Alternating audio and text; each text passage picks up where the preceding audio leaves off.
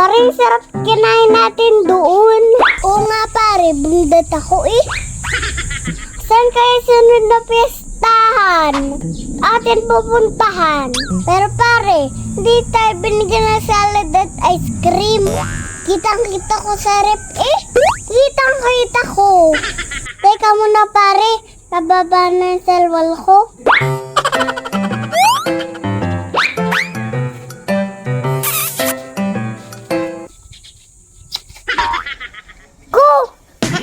Pare, ano pag ang gusto mo? Pundat ng auntie yan. Pundat pa ang bulsa eh. Kailangan mo na. Parang na pinahamak mo ako. Bakit pare? Sige nga, pinadrawing kita ng project ko. Na very good ako na ma'am. Perfect pass score ko. Ang pahamak doon. Ako daw ilalaban sa poster making eh. Lago.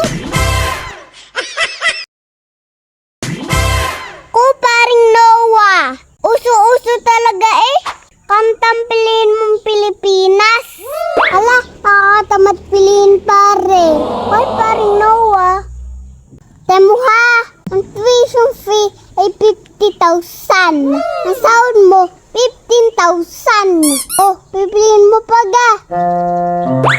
Asa na yun, pare? Magkaturog naman ah. 15 at 50. Kaya naman ah. Ang mag-asawa, dapat nagtutulungan. Yung sumisis mag-order sa Shopee, Mr. naman ang gumabayad. Kami mga Pinoy, we don't say happy